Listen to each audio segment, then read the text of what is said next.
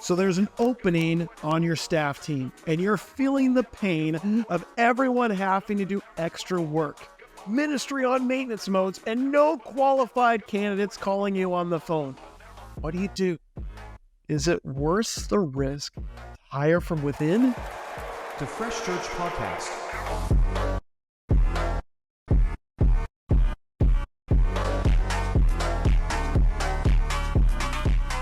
Hey everyone, and welcome to the Fresh Church Podcast.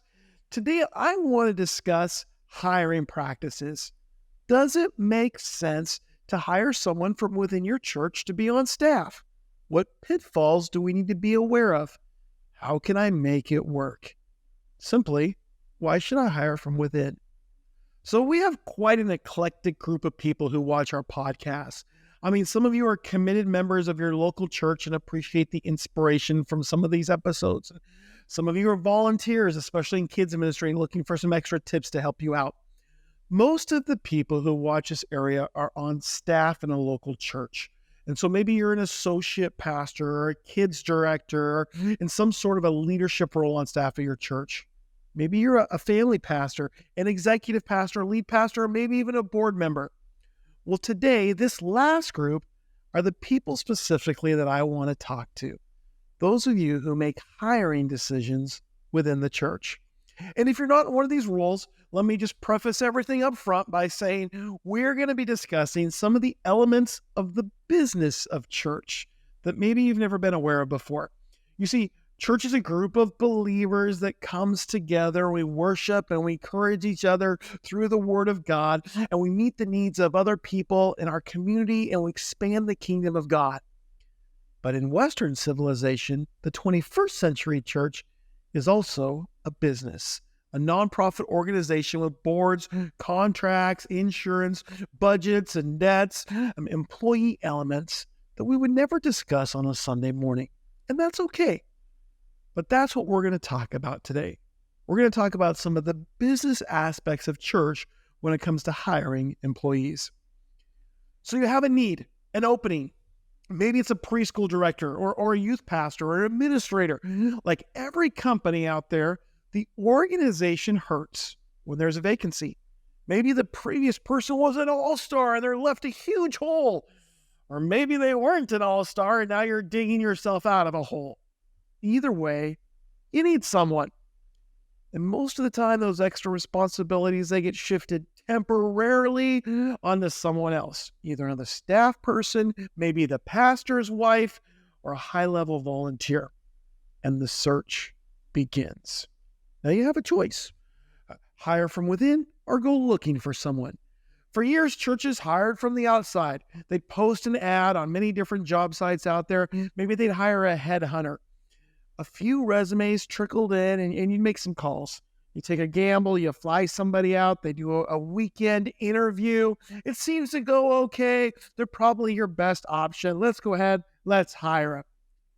And historically, churches go through a new associate pastor every 9 months. Time to do it all over again. And their departure can be maybe to differences in philosophies, maybe an inability to accomplish what you needed them to do. Maybe salaries weren't what they expected, or maybe even what you promised them. Maybe there's homesickness, maybe better opportunities. Usually, it has something to do with chemistry. And how can you really know that? How do you know that this is really going to work out long term? How do you know that this is the person of the future when you spent 3 days together and both of you were putting on your Sunday best, creating your best you to impress them? So what's the other option? Hire from within. Take someone in your church who has potential and take a chance on them. I mean, you like them and they seem to be filling in okay during this time, but do you really want to take the gamble? I mean, what if it doesn't work out and they quit the church or they create a split? Would I pay someone who's willing to do it for free? I've heard that before. What will the other people in the church think? It's hard, but that's why you are in the position that you're in. You get paid to make the hard decisions. So let me help you a little bit. Over the last few years, I have watched less and less candidates apply to positions in the local church. I actually helped a headhunter organization for a little while and realized, nope, not going there. You see, more and more churches are choosing to hire from within. In fact, last year, I saw a statistic that over 60% of church staff are hired from within, and those numbers are only growing. Church positions are needing to be more diversified as salaries go up, and it's harder to bring on full-time people. And even if you have the budget, finding the right person, it's a gamble. So let's get into it today. I want to walk you through the 9 reasons why I believe you should hire from within, and then I'm going to give you some best tips to help you at the end to help make sure they stick around for the long haul. But first, I've talked to many pastors who've told me that they just don't want to do it. They don't want to hire from within. And that's their prerogative. I had a pastor tell me, well, I did that once before, but it didn't work. Well, I just wanted to say, in my house, I do all the cooking. And you know how many times I've cooked something once and it didn't work? I didn't stop eating. I tried it again. I did it differently. Anytime you hire somebody, there's a chance it's not going to work. But here's a couple pitfalls that you need to be aware of should you decide to hire somebody from your congregation.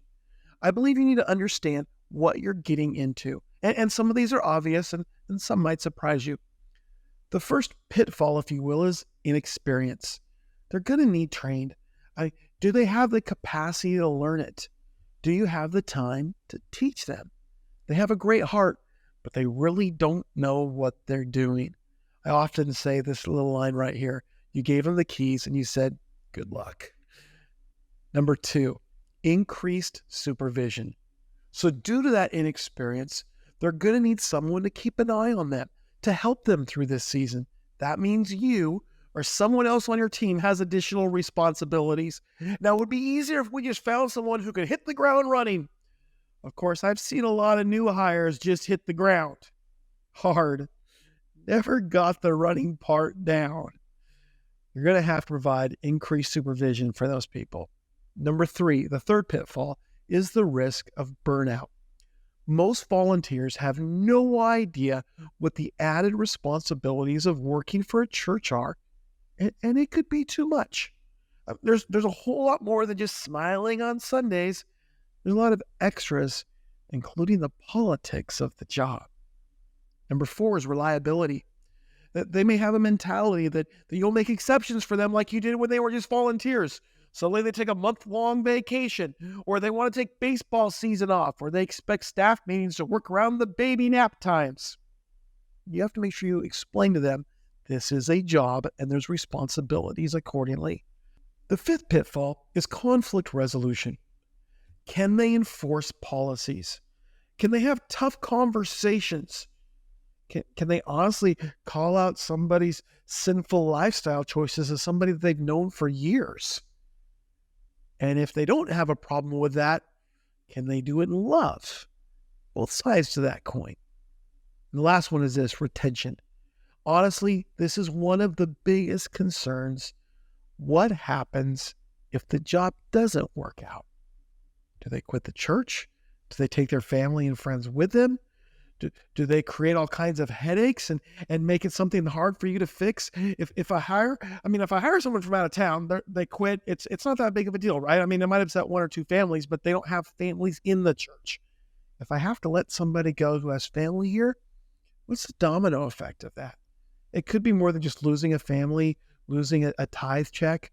What if there's conversation about maybe wanting to remove you as the pastor? These are fears, pitfalls that you may have as you look at this situation.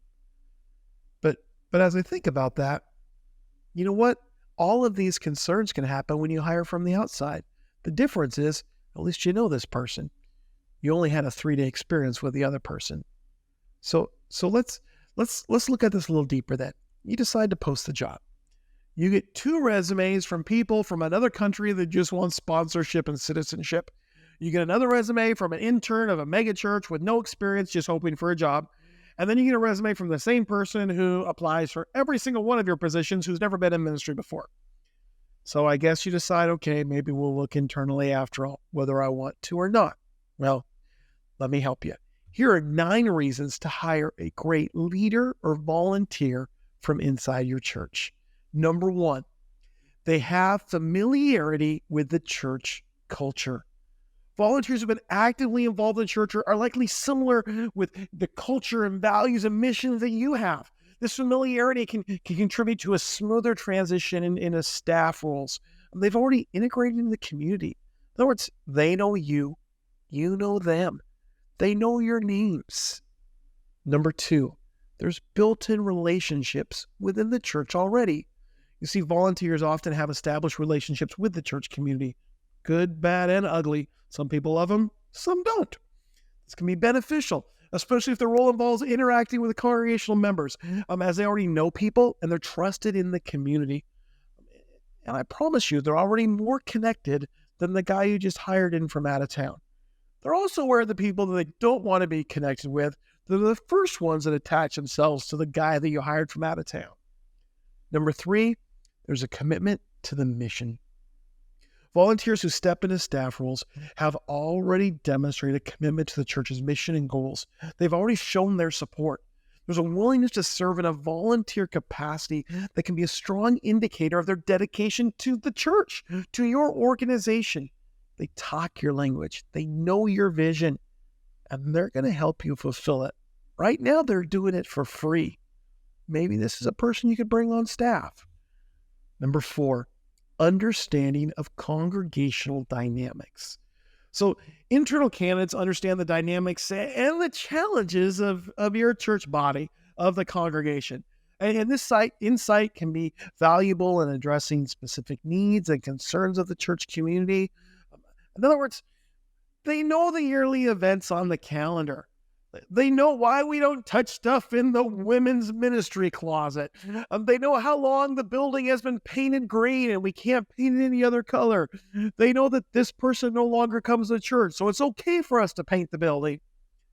They can also bring you ideas from your congregation's perspective. They have a set of fresh eyes as a person who attends your church.